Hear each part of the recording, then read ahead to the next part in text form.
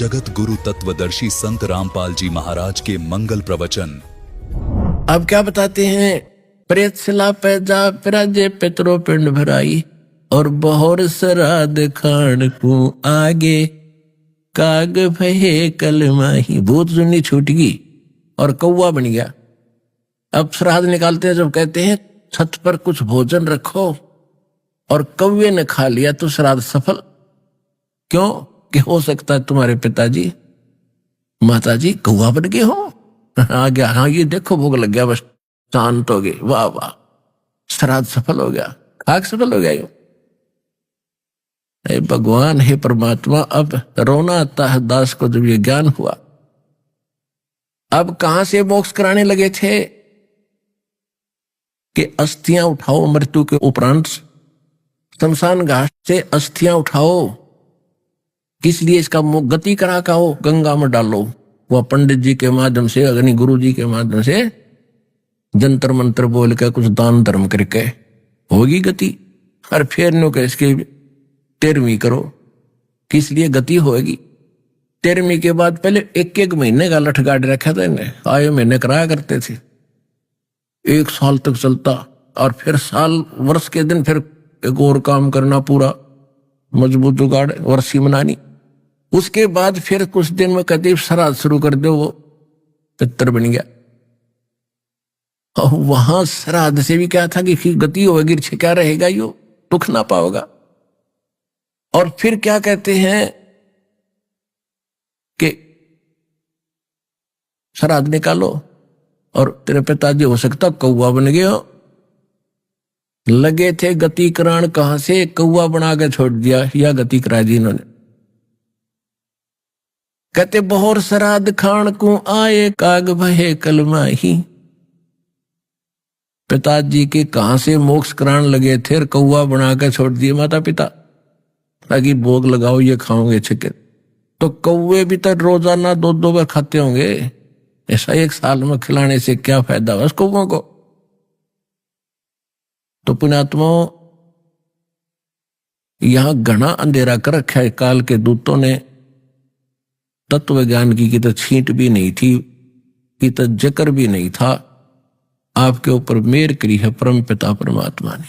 अब क्या बताते हैं? जय सतगुरु की संगत करते सकल कर्म कट जाई। होय होय, यदि आपको सतगुरु मिल जाते तो ना तो पिंड भरवाने थे, ना अस्थि उठानी थी, ना 13वीं करनी थी, ना वर्षी मनानी थी, और सारे झंझट समाप्त हो जाता। अमरपुरी पर आसन होते जहां धूप ना छाई। यानी अमरपुरी सतलोक में चले जाते, उस परम पद को प्राप्त करते जहां जाकर फिर लौटकर कभी संसार में नहीं आते। फिर क्या बताते हैं? संकेत दिया सुरत नृत मन पवन पयाना शब्द शब्द सुनाई। सतनाम जो आपको सारनाम मिलता है, सतनाम और सारनाम, इसका सुरत नृत मन और श्वास से सिमरण करना होता है। पवन कहते ये विधि बताओगा सतगुरु, और इसकी भक्ति करने से फिर शब्द शब्द समाई, उस सच्चे मंत्र से उस अमर पद में पहुंच जाएंगे, सतलोक चले जाएंगे, जहां कोई कष्ट नहीं, कोई जन्म मृत्यु नहीं किसी प्रकार की। फिर क्या कहते हैं? सुरत नृत मन पवन पयाना शब्द शब्द समाई। गरीबदास गलतान महल में मोहे मिले कबीर गुसाई। गरीबदास जी से पूछा कि आपको कैसे पता लगा कि मुझे सतगुरु मिले, कबीर परमात्मा मिल गए, जिन्होंने खुद आकर मुझे बताया ये मार्ग सही। भक्ति मुक्ति के दाता सतगुरु भटकत प्राण फिरंदा। उस साहिब के हुक्म बिना नहीं तरवर पात हिलंदा। अपने आत्माओं, आज का जो सत्संग जहां से प्रारंभ हुआ था कि सतगुरु के बिना मोक्ष जीव का नहीं हो सकता, यह पहली कड़ी है। यानी प्रथम गुरु हो, फिर गुरु के अनुसार सब साधनाएं आपकी आजीवन ठीक चले, मर्यादा में रहोगे, तब आपका निश्चित मोक्ष भी होगा। और इस संसार में जब तक रहोगे पुण्यात्माओं, संसार से न्यारा जीवन जीवोगे आप, सुखी रहोगे, शांत रहोगे। कोई आपत्ति आवेगी तो दाता आपको खड़ा पास दिखाई देगा। इसलिए भगवान की हम खोज किया करती थी। अभी आप शुरुआत की है, धीरे धीरे समय दो परमात्मा ने। जैसे कई भक्त अपना अनुभव बताते हैं, जी आशीर्वाद से ठीक हो गए, कुछ कहते हैं जी जोत बोली अपना आदेश दिया उससे ठीक हो गए। तो पुण्यात्माओं, ये सब धीरे धीरे सबके लिए होगा। कहते धीरे धीरे रे मना, धीरे सब कुछ हो, माली सींचे सोगड़ा, फिर समय आए फल हो। अब एक तो ऐसा रोगी है, डॉक्टर 2 गोली देता, शाम ने ठीक बुखार उतर गया। एक ऐसा रोगी है कि महीने इंजेक्शन लाने पड़ जा, लेकिन स्वस्थ होगा, डॉक्टर ओके है, दवाई सही चल रही है, ट्रीटमेंट सही है। तो इस प्रकार आप सभी भाई बहनों से दास की प्रार्थना है कि इसमें जल्दी ना करो, क्योंकि गढ़े दिन का दीर्घ रोग आपके असंग जन्म के पाप आपके हृदय में जमा होगे। अब उनको सबको काटना है, सबको नाश करना है, धीरे धीरे धीरे धीरे, और सारा ठीक हो जाएगा। जैसे एक आम का पौधा बोते हैं और उसमें सिंचाई करते हैं, आज सिंचाई करी, सुबह जो देखे फल लगे इसका कहता है, तो वो ज्ञान नहीं उसको। जब ज्ञान होगा ये सोचे भी नहीं कि करें, जब इस काम को करता रहे, उसकी सुरक्षा कर, इतना बड़ा होगा इतना बड़ा, फिर जब फल लगेंगे, जब देखना उसका आठ देश में, तो यह सत भक्ति रूपी आम का पौधा अपना बोया है, इसकी सिंचाई करो, जैसे दास बता रहे, इसकी सुरक्षा करो, मर्यादा में रहो, और फिर देखना आपके जीवन में दिखा दूंगा कितने ठाठ कर दिया जाता है, दुनिया देखा करेगी आप।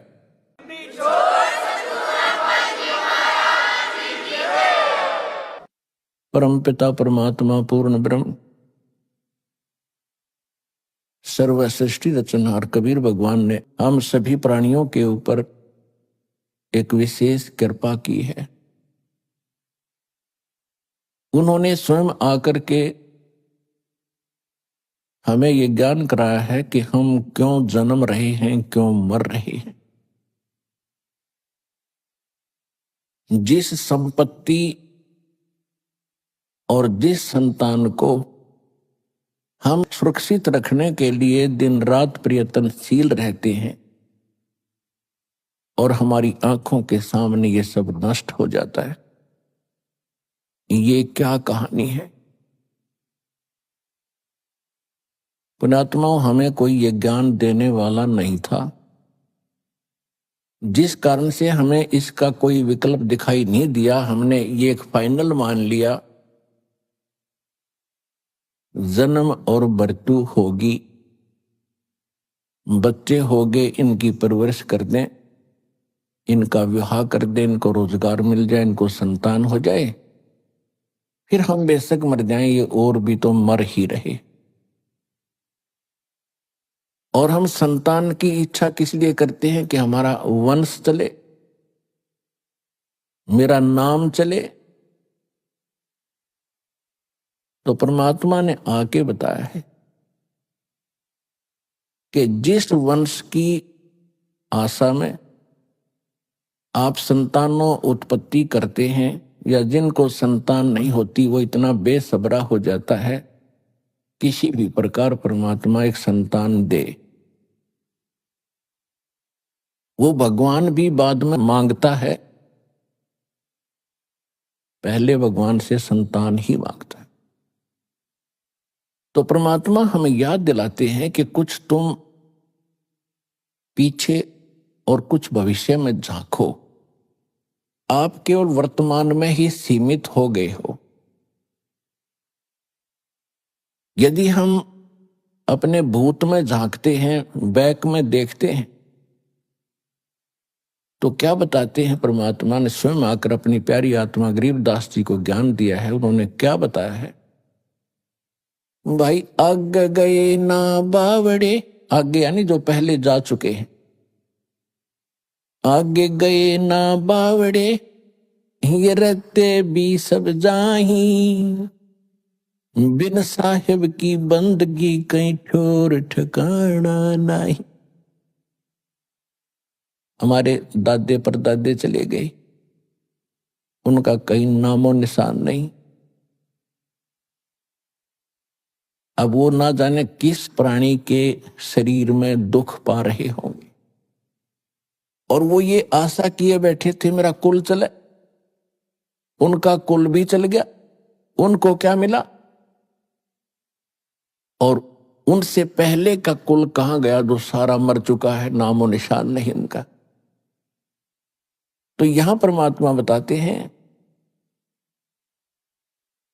हमें समझाने के लिए, क्या मांगो कुछ थिर न रहाई, ये देखत नैन चला जग जाई, 1 लाख पूत 1.25 लाख नाती, उस रावण के दीवान बाती। आप एक संतान प्राप्त करके यदि बधाई बांट भी लोगे 2 दिन, परमात्मा कहते हैं रावण के तो 1 लाख पुत्र थे और आज उसके कोई दीपक लगाने वाला शेष नहीं, उसका नामो निशान, कुल भी समाप्त, रावण भी अंत और राज भी गया।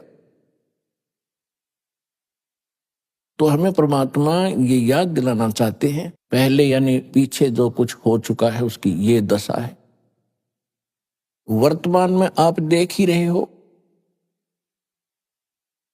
या कोई प्राणी सुखी नहीं और सभी की आशा इच्छा होती है मैं करोड़पति बनूं, घना धनी हो जाऊं, बढ़िया कोठी बनाऊं, एक कार ले लूं, जग में मेरी इज्जत हो। क्योंकि हमने इतनी ही पढ़ाई पढ़ रखी अभी तक। तो परमात्मा कहते हैं ये सब कुछ भी हो गया। ऐसे बहुत हैं जिनके पास कोठियां हैं, उनके पिछले पुण्य संस्कार से बड़ी बड़ी कारें हैं, उनके पास संपत्ति भी बहुत है, और आप देख भी रहे हैं कि एक पल में ना जाने किसकी मृत्यु हो जाती है। बड़े बड़े सेठ अपने ही हेलीकॉप्टर के अंदर मृत्यु को प्राप्त हो जाते हैं दुर्घटनाग्रस्त हो जाने से। आगे क्या होगा, आगे के लिए परमात्मा सतर्क करते हैं। फिर पीछे तू पशुआ की जय गद्दा बैल बनाई, और ये 56 भोग कहां मन बोरे, कहीं कुर्डी चढ़ने जाए। अब ये हमारा अब ना विश्वास हो रहा, क्योंकि सारी सुविधा है और मन में ऐसी चाबी भर रखी इस काल भगवान ने, वो काम करना है, वो करना है, वो रह गया है, ऐसा वो करूंगा चलो। तो ये भी काल की ही प्रेरणा, और काल ने आपको विवश कर रखा है। इतने काम आपके जिम्मे लगा दिए, और वो किस कारण से? एक पेट के लिए, एक निर्वाह के लिए, इस शरीर को सुरक्षित रखने के लिए। मकान बनाना है, कपड़े पहनने हैं, खाना खाना है, ये सारा इस शरीर की सुरक्षा के लिए है कि वो ठीक ठाक बना रहे। और इसका कोई भरोसा नहीं है कब बिजली गिर जाए और किस कारण से अंत हो जाए। तो यहां परमात्मा कहते हैं कबीर ये तन जाएगा, सके तो ठहर ला, एक सेवा कर सतगुरु की और गोविंद के गुण गा। के शरीर तो एक दिन तुम्हारा जाएगा, और तेरा संस्कार जितना भी मनुष्य जीवन का उसके आते ही तुरंत नष्ट हो जाएगा, चाहे तेरा कितना काम शेष हो। उस समय नहीं देखा जाएगा कि तेरा लड़का विवाह नहीं हुआ है, लड़की ब्याही रहेगी, ये नहीं देखेगा। एक भक्त बता रहा था कि मेरे मामा जी का 5-6 लड़कियां थी, और हमारे समाज में लड़कियों को एक अपने ऊपर अपने आप गलत परंपराएं बनाकर हमने अभिशाप मान लिया। उनके दहेज में पता नहीं के खर्चे करने पड़ते हैं, जिस कारण से वो कहता मेरी मामी बात न उतन गई थी, 3 लड़कियों का विवाह इकट्ठा रख रखा था। जिसके घनी बेटियां हो तो इन्हें सोचा एक बार में सारा खर्चा हो जाए, ठीक ठाक निमट जाए। अब जिसकी 3 बेटियों का विवाह हो उसके दिमाग में कितना बर्डन होता है, वो चल कहीं रहा होता, सोच कहीं रही होती है। इसी प्रकार वो बस स्टैंड पर खड़ी थी और ध्यान यही था, उसको ऐसे लाऊंगी, उसको ऐसे करूंगी, वहां से पैसे मिलेंगे। इतने में पीछे से ड्राइवर बस बैक करे था और वो गलत बैक होगी और वो माई बस स्टैंड के पोल और बस के बीच में लग गई। उसको ध्यान नहीं रहा क्योंकि वो तो सोच कहीं और रही थी। वहीं मृत्यु को प्राप्त होगी। तो परमात्मा कहते हैं तेरा जब समय आएगा एक सांस तुझे नहीं मिलेगा। फिर इसके बाद बताते हैं कि इसका एक विकल्प बताया है परमात्मा ने। कबीर ये तन जाएगा सके तो ठाहर ला, एक सेवा कर सतगुरु की। और फिर जो वो बताएं उस आधार से भक्ति कर गोविंद के गुण गा। ठार का अर्थ होता सपोर्ट। पुराने मकानों में कच्चे मकान होते थे, कड़ी और सतीर ये छत दी जाती थी। अभी गांव में तो ऐसा ही है। तो कभी कभार कई बार कोई सतीर या कड़ी टूटने को हो जाती तो उसके नीचे एक बल्ली लगा दिया करते, मोटी कड़ी, मोटा लकड़, नीचे ईंटों का सपोर्ट देकर उसके सपोर्ट दे देते थे, ऐसे खड़ी लगा देते थे। तो वो ठाहर बोलते हैं उसको, ठाहर। तो वो ठार लग जाने से वह कड़ी वहीं रुक गई और छत गिरी नहीं। अगर वो ठार नहीं लाते तो कुछ दिनों में कड़ी टूट कर पूरी छत गिर जाती। ऐसे सतीर के नीचे भी समस्या आ जाती थी तो उसको भी ऐसे ठार देते थे। तो परमात्मा कहते हैं ये मनुष्य जीवन तो आपका जो समय आएगा समाप्त होगा और आपका सारा कार्य दरा दराया रह जाएगा। इससे बचने के लिए भी आपने परमात्मा के नाम की, सच्चे गुरु की ये ठाहर लानी पड़ेगी। वो ठाहर लगने के बाद फिर जीवन एक्सटेंड हो जाएगा। और वो भी समर्थ परमात्मा कबीर भगवान की शरण में आने से वो ठाहर लगेगी। और कोई न ब्रह्मा जी, न विष्णु जी, न शिव जी, न ब्रह्म, न परब्रह्म ये आपके जीवन को एक्सटेंड नहीं कर सकते। तो यहां परमात्मा कहते हैं कबीर ये तन जावेगा और सके तो ठाहर ला। फिर वो ठाहर बताई है, कौन सी ठाहर लाई? एक सेवा कर सतगुरु की और गोविंद के गुण गा। तो परमात्मा ने स्वयं आकर के वो ज्ञान दिया है जो विशेष ठाहर है, विशेष भक्ति है, जिससे परमात्मा हमारी मदद करते हैं। अब सबसे बड़ी समस्या हमारे सामने ये बनी रही कि भी कोई परमात्मा को कैसा बताता है, कोई कैसा बताता है। कोई किसी को भगवान बता रहा है, कोई श्री राम को भगवान बताता है, कोई विष्णु जी को, कोई शंकर जी को, कोई ब्रह्मा जी को ही सर्वश्रेष्ठ रचनहार बताता है, कोई शक्ति यानी दुर्गा जी को, और कोई एक ब्रह्म को पूर्ण परमात्मा मानकर उसकी साधना करके स्थिर है, निश्चिंत है। उसके बाद फिर मोक्ष मार्ग क्या है, मोक्ष का साधन क्या है, वो भी कोई कुछ बता रहा है, कोई कुछ बता रहा है, कोई कोई मंत्र देता है, कोई कोई मंत्र देता है।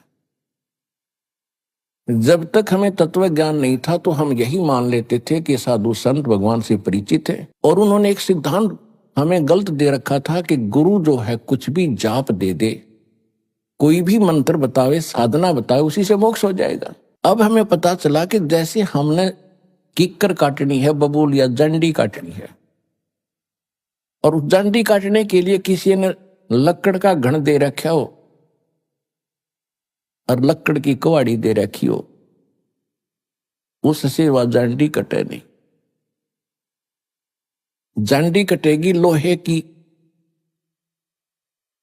आरी से और लोहे के साधन से, यानी लोहे की ही उससे काटनी पड़ेगी वह।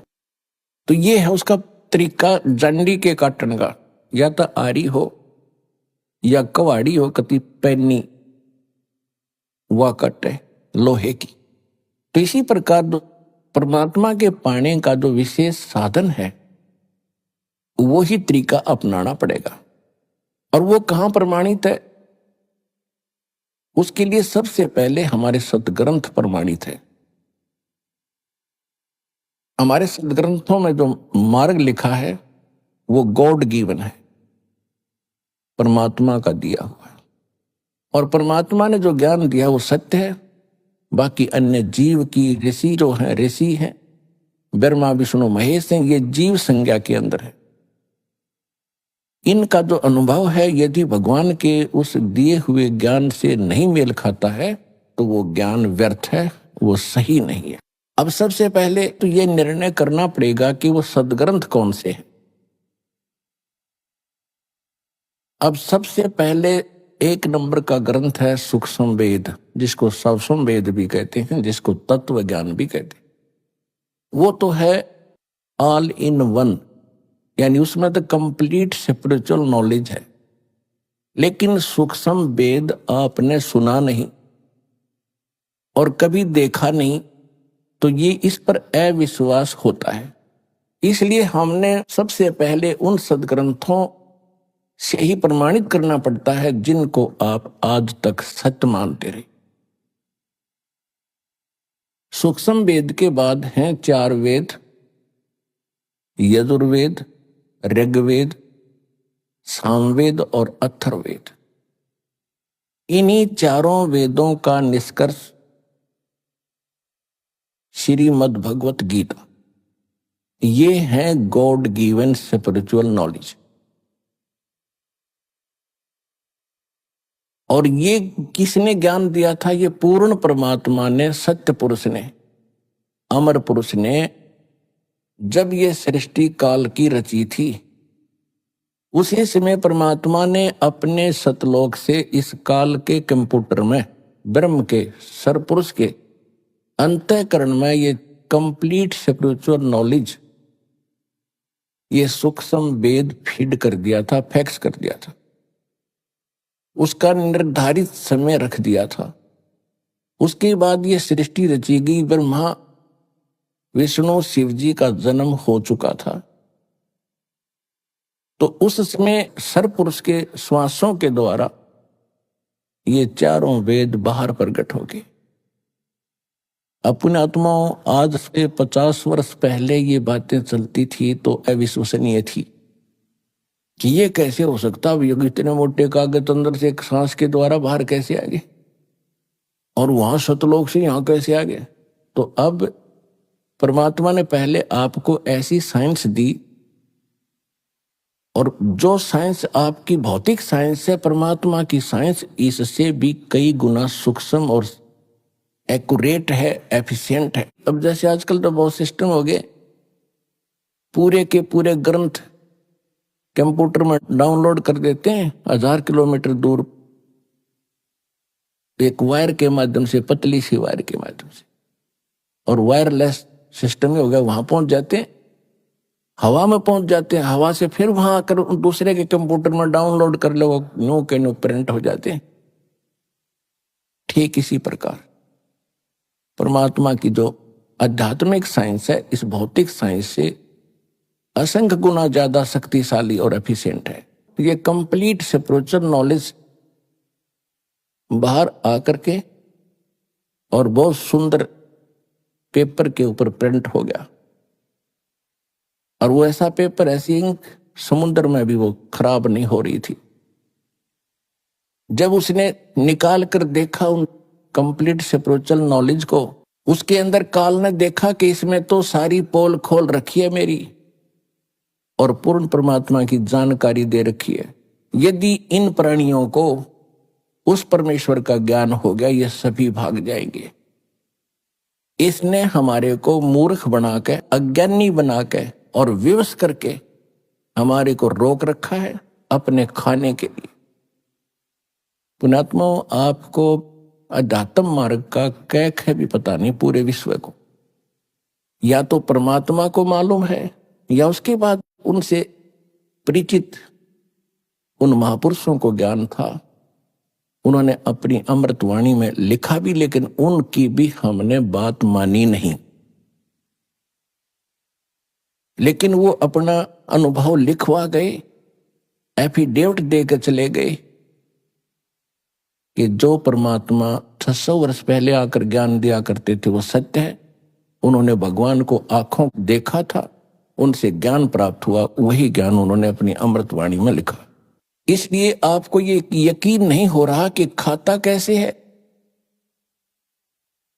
अब जैसे आप सारे जीवन में जो भी खट्टा मीठा और जो भी ये शराब, तम्बाकू, भुक्की, सिगरेट पीते हो, इनका एक अलग से अंश अंतःकरण, सूक्ष्म शरीर है अंदर हमारे एक, जिसके ऊपर ये ऊपर कवर है स्थूल शरीर, इसके नीचे सूक्ष्म शरीर है।